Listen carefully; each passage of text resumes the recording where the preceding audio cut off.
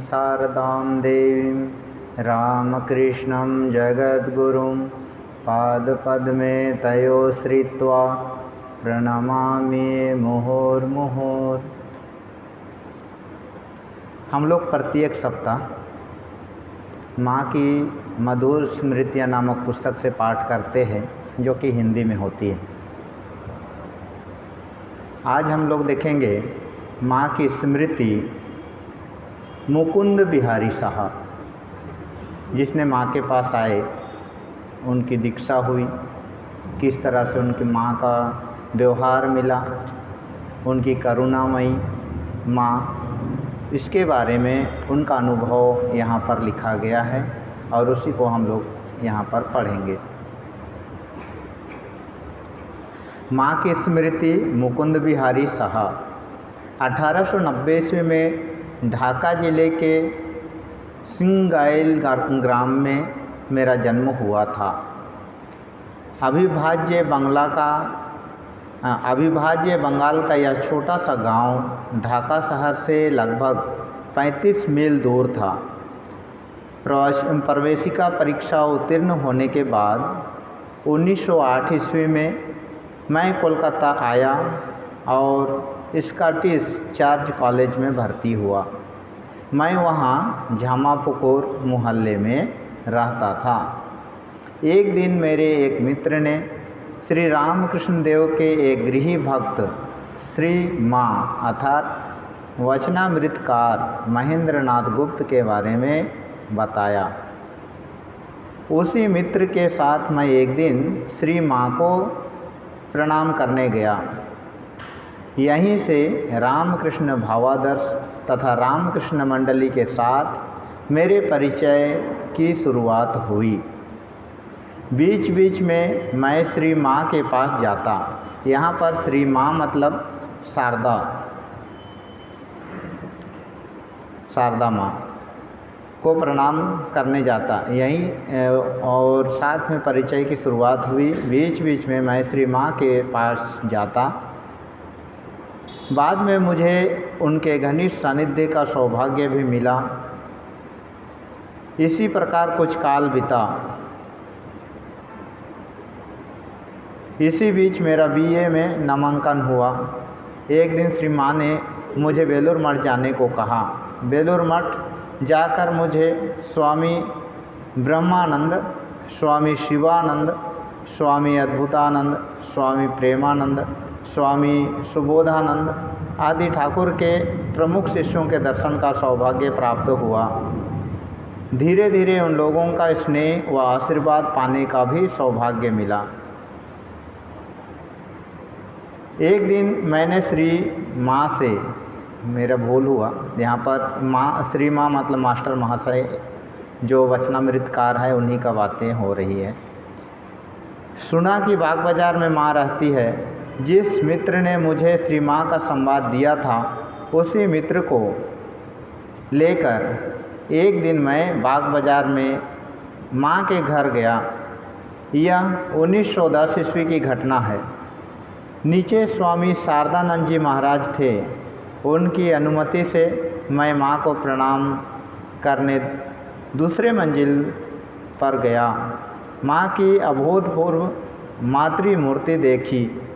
माँ पुरुष भक्तों से बातें नहीं करती थी, लेकिन जब हम लोगों ने उन्हें प्रणाम किया तो माँ ने हम लोगों से बातें की। हम लोग देखते हैं कि पुरुष भक्तों में जो एल्डर होते हैं, बड़े होते थे, माँ से बुजुर्ग होते थे, उनके पास माँ घूंघट नहीं खोलती थी। और छोटे बच्चे जैसे जो भी आते थे, कॉलेज के बच्चे, उन लोगों के सामने माँ बातें भी करती थी और उनके साथ पुत्रवत व्यवहार करती थी। इसके लिए यहाँ पर मुकुंद बिहारी साहब को भी माँ उनके साथ बातें करती रही। हम लोग क्या करते हैं, कोलकाता में कहाँ रहते हैं, ये सब जाने के बाद माँ पूछताछ करती थी, घर कहाँ है आदि आदि। माँ की बातें अत्यंत मधुर थी। इन 2-4 बातों से ही हम लोगों का मन भर उठा। मैं बोला, माँ मैं दीक्षा लूँगा। हल्की मुस्कान के साथ माँ ने कहा, ठीक है बेटा, तो कल सुबह आ जाओ। मैंने पूछा, क्या लेकर आऊँ? माँ बोली, कुछ नहीं, केवल 2 फूल। अगले दिन सुबह माँ के घर केवल 2 फूल लेकर गया। दीक्षा हो गई। माँ के एक सेवक ने कहा, थोड़ी मिठाई लाई हो क्या? तो मैं शर्मिंदा हुआ, कारण वो कॉलेज में पढ़ने वाला, उनके पास पैसा भी नहीं रहा होगा, इसके लिए वो मिठाई लेके नहीं आए। लेकिन किसी ने उनको पूछ दिए कि क्या मिठाई लेकर आए हैं? तो सबों को पता नहीं रहता है कि राम इधर देव दर्शन करने के लिए या माँ को दर्शन करने के जाने से कुछ लेके जाना चाहिए। वो उनका बोध नहीं होने के कारण वो लेके नहीं आए थे, तो वो शर्मिंदा महसूस करते हैं। दूसरे दिन दीक्षा होने के बाद अगले दिन कॉलेज की छुट्टी होने पर माँ को प्रणाम करने गया। पिछले दिन की बात मुझे याद थी। दुकान से थोड़ी सी मिठाई खरीद कर ले गया। जिन महाशय ने पिछले दिन मिठाई की बात कही थी वे बोले, इस समय कहाँ से आ रहे हो? मैं बोला, कॉलेज से सीधा आ रहा हूँ। मिठाई का पैकेज महाराज को दिखाकर बोला, माँ के लिए लाया हूँ। महाराज ने कहा, बुद्धू, कॉलेज के कपड़े बदले बिना ही मिठाई ले आए?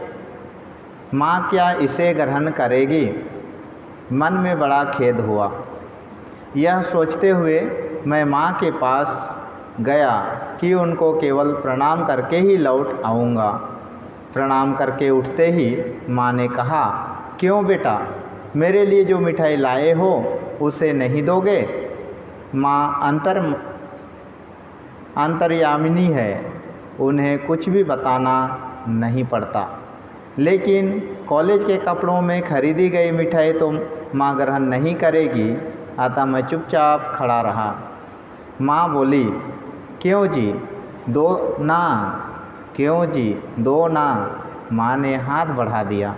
मैंने संकोच से मिठाई का छोटा पैकेट निकाला। आंखें नम हो गई थी। बोला, मैं कपड़े बदल कर नहीं आया हूँ माँ, कॉलेज से सीधा यहीं आया हूँ। माँ बोली, तो क्या हुआ? मिठाई का पैकेट माँ के हाथ में देने पर माँ ने उनमें से थोड़ा सा निकालकर अपने मुख में डाला और मुझे पूरा पैकेट मेरे हाथ में देकर बोली, खाओ। मैंने मानो अमृत का आस्वादन किया। यहाँ पर हम लोग देख रहे हैं कि आंतरिकता रहने पर बाहरी जो भी रख रखाव वेशभूषा जो भी हो, आंतरिकता होने पर माँ स्वीकार करती है। हमारा मन कैसा है उसको देखकर माँ स्वीकार करती है। एक दिन मैंने माँ से पूछा था, माँ मैं क्या करूँगा? माँ ने कहा था, और क्या करोगे? सन्मार्ग पर चलना, विवाह मत करना, मास्टरी करना, बच्चों को पढ़ाना। मैं बोला, लेकिन बिना विवाह किए यदि कुपथ पर चला जाऊँ तो? माँ बोली, भय की कोई बात नहीं बेटा। 1914 ईस्वी में मैंने MA पास किया। परीक्षा फल निकलने के पूर्व ही मैंने रामपुर हाट में नवीन उच्च अंग्रेजी विद्यालय में प्रधान शिक्षक के रूप में अपना कर्म जीवन शुरू किया। यहाँ पर भी देखा जा रही कि माँ उस टाइम कॉलेज के बच्चा, किंतु माँ जानती थी कि उनको मास्टरी करने के लिए वो बोल रही है। माँ ने कहा था मास्टरी करना। कॉलेज जीवन की शुरुआत ही मास्टरी से हुई और वह मास्टरी कभी छूटी नहीं। माँ का निर्देश था बच्चों को पढ़ाना। आज भी उनकी आज्ञा का पालन करने की चेष्टा कर रहा हूँ। इसमें मैं कितना सफल हुआ हूँ वह तो माँ ही जानती है। उस समय रामपुर हाट से आए हुए मुझे 2-1 वर्ष ही हुए थे। धोवलहाटी के राज परिवार की एक कन्या के साथ मेरे विवाह का प्रस्ताव आया। माँ ने मुझसे कहा था विवाह मत करना। इस प्रस्ताव को मैं साफ मना कर सकता था, लेकिन ऐसा ना करके मैं सीधा माँ के पास बाग बाज़ार पहुँचा और माँ से सारी बातें कही। माँ ने कहा, क्यों बेटा, तुम आनंद में तो हो, तुमसे कितने ही बच्चों का कल्याण हो रहा है, इसके बाद और भी बहुतों का होगा, तुम कई बड़े बड़े काम करोगे। मैं बोला, लेकिन माँ, बीच बीच में मेरी मन में विवाह करने की बहुत इच्छा होती है। माँ ने कहा, तुम्हारा तो बहुत बड़ा संसार होगा। मैंने कहा, लेकिन माँ, क्या मैं इसी प्रकार पूरा जीवन बिता सकूँगा? यदि कभी मेरे मन में दुर्बलता उठी तो? माँ ने दृढ़तापूर्वक कहा, उसके लिए तुम चिंता मत करो। कलयुग में मन का पाप कोई पाप नहीं होता। जैसे ही कोई दुर्बलता उठे, ठाकुर का स्मरण करना, मुझे याद करना। आज जीवन संध्या में पहुंचकर देख रहा हूं कि माँ के आशीर्वाद से, उनका आश्रय पाकर ही मैं अविवाहित जीवन व्यतीत कर सका। मैं विश्वास करता हूँ माँ के आशीर्वाद से इस पृथ्वी पर कोई भी मुझे किसी प्रकार की क्षति नहीं पहुँचा सकता। मुकुंद बिहारी साहा ने आजीवन अविवाहित रहकर परवर्ती काल में अपने कर्म जीवन से अवकाश लिया और 1951 ईस्वी में रामपुर हाट से 7 मील पश्चिम में संस्थाल बहुल तंबुनी ग्राम में अपने ही प्रयास से रामकृष्ण विवेकानंद के आदर्शों पर श्री रामकृष्ण विद्या शिक्षा पीठ नाम से छात्रों के लिए एक विशाल आवासीय शिक्षा संस्थान का निर्माण किया। काले पहाड़ के अंचल में स्थित तंबुनी का नया नाम हुआ श्याम पहाड़ी। मुकुंद बिहारी साहा का देहांत 14 मार्च 1962 ईस्वी को हुआ था। जब माँ को पहली बार देखा, सरयू राय, दूसरा अध्याय। दिन और महीना आज मुझे याद नहीं है, अनुमानतः 1912 ईस्वी का साल रहता हो सकता है। उस समय मेरी उम्र 9-10 साल की थी। तो भी जिस दिन माँ ने अपना स्नेह स्पर्श देकर, कृपा मंत्र देकर मुझे धन्य और कृतार्थ किया था, उस पवित्र दिन की बात आज भी मेरे स्मृति पटल पर देदीप्यमान है। जिन्होंने बचपन से ही मेरे मन में श्री रामकृष्ण के प्रति अनुराग जगाया, वे थे मेरे गृह शिक्षक। वे अपनी बातें समझाने हेतु उद्बोधन पत्रिका और तब तक छपी श्री रामकृष्ण विषयक पुस्तकों की उक्तियों तथा कहानियों की सहायता लेते। ना जाने क्यों सुनने में अच्छा लगता। उन चर्चाओं के कारण उसी उम्र से मैं लिखने पढ़ने के प्रति आकर्षण का बोध करती। इसके पूर्व ही मेरी दादी जी श्री जगबंधु सेन को ठाकुर का दर्शन तथा उनका संग पाने का सौभाग्य हुआ था। वे केशव सेन के अनुरागी ब्रह्म समाजी थे। केशव बाबू के साथ ठाकुर के स्टीमर में भ्रमण के समय भक्तों के साथ मेरे दादाजी भी गए थे। इसी के प्रयास से मेरे परिवार का संबंध श्री रामकृष्ण देव से जुड़ गया था। मेरी दादी योग माया देवी को गंगा स्नान की आदत थी। वे हमारे मायके चापाताला सियालदाह से स्नान करने प्रायः ही बाग बाजार घाट जाती। लौटते समय अवसर मिलने पर वे उद्बोधन जाकर माँ को प्रणाम कर आती। बीच बीच में मैं भी उनके साथ जाती, तो भी मेरे छोटे होने के कारण और घर लौटने में देर होगी, इस आशंका से वे मुझे माँ के पास नहीं ले जाती। एक बार मेरे जिद करने पर वे ले जाने को राजी हुई। वही मेरे जीवन का स्वर्णिम दिन था। आज जीवन संध्या में उसका स्मरण करते ही मन सजीव हो उठता है, अपूर्व सुख का अनुभव से पूर्ण हो जा उठता है। उस दिन गंगा स्नान के बाद मैं अपनी दादी के साथ वहाँ गई थी। माँ बगल के कमरे में बैठी थी। मैं उन्हें कितनी देर प्रणाम करती रही याद नहीं। अनजाने ही मेरे आनंद आंसू बहने लगे।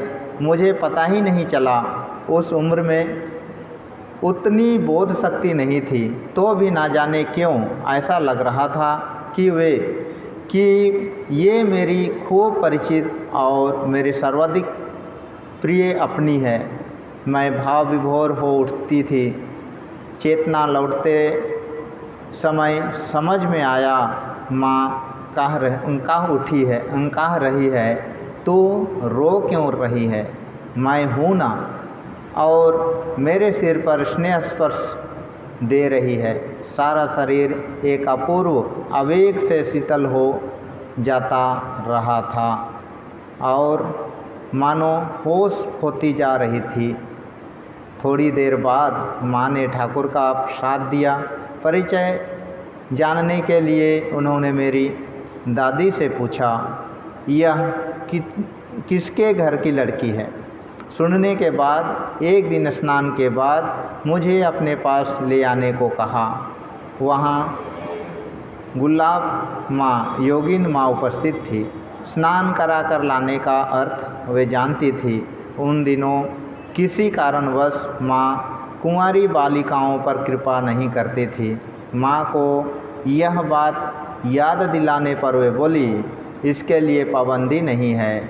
उनकी आयाचित कृपा से मैं धन्य हो गई। निर्दिष्ट दिन में अपने मास्टर महाशय के साथ बाग बाजार उपस्थित उद्बोधन गई। किसी कारण से हमारे पहुंचने में कुछ देर हुई थी। देखा पूजनीय शरद महाराज बड़े उद्विग्न होकर सामने के रास्ते पर टहल रहे हैं।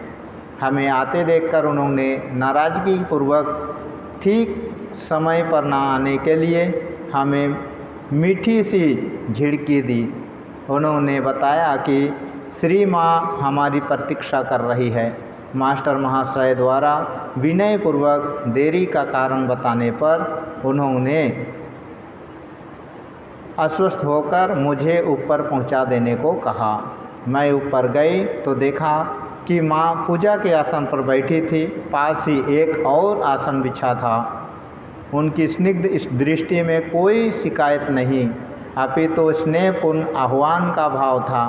मेरा शिशु मन आनंद से परिपूर्ण हो उठा। माँ ने उठकर दरवाज़ा बंद किया। वहाँ और कोई नहीं था, केवल मैं और माँ थी। मुझे दूसरे आसन पर बैठने को कहकर वे स्वयं पूजा के आसन पर बैठी और कुछ देर पूजा की। मैं पास बैठकर सोच रही थी, माँ मुझे मंत्र दीक्षा तो देगी, परंतु वह कौन सा मंत्र होगा? मेरा तो ठाकुर के प्रति इतना आकर्षण है। अन्य कोई मंत्र मिलने पर क्या उसमें अनुराग होगा? अंतर्यामिनी जगदम्बा मेरे मन की बात समझ गई। पूजा समाप्त करके मुझे विस्मय में डुबोती हुई वे बोली, अरे ठाकुर को छोड़कर हम लोगों का और कौन है? तू जो चाहती है वही नाम पाएगी। मैं तो अवाक हो गई। मैं महामाया के द्वारा महामंत्र में दीक्षित हुई। उन्होंने स्नेहपूर्वक हाथ में जप करना सिखा दिया। फिर हाथ में कुछ फूल देकर उन्होंने गुरु पूजा करने को कहा। मैं तो जानती ही ना थी कि पूजा कैसी करनी होगी। मुझे असमंजस में देखकर माँ ने अपनी दोनों श्री चरण बढ़ाकर पुष्पांजलि देने को कहा। मैंने भी भरकर अर्घ दिया। मेरे हाथों में एक हरितिकी देखकर उन्होंने गुरु दक्षिणा देने को कहा। दोनों हाथ फैलाकर माँ ने उसे ग्रहण किया। मैं पुनः कृतार्थ हुई। माँ ने कहा कि मैं नीचे जाकर प्रसाद ग्रहण करूं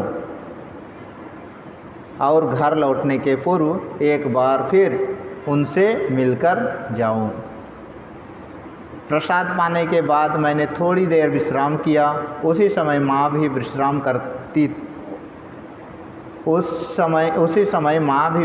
करती थी। समय होने पर सबके साथ मैं भी उनके दर्शन करने ऊपर गई। मैंने उन्हें जी भर कर प्रणाम किया। माँ ने मास्टर महाशय को कह दिया कि किस बीच बीच में वे मुझे उनके पास लाते रहें और लौटने के पूर्व शरद महाराज से मिलकर जाने को कहा। पूजनीय शरद महाराज को प्रणाम करने पर उन्होंने माँ का एक छोटा सा चित्र देकर कहा, उसे आंचल में छिपाकर ले जाओ, किसी को दिखाना मत। लगता है यह माँ का ही निर्देश था। मैं पूरी तौर से कृत्य होकर घर लौटी। इस तरह हम लोग देख रहे हैं माँ का छोटी सी वाणी लोगों को कितने मनमोहक हो जाती है और बंध के रखती है, जो हर हमेशा आने के लिए बाध्य करती है। आज हम इतना ही तक देख के आज का पाठ हम लोग समाप्त करते हैं। ओम निरंजनम नित्यमनंतरूपम भक्तानुकंपाधृतविग्रहं वै ईशावतारं परमेश्वरमिड्यं तं रामकृष्णं शिरसा नमामि।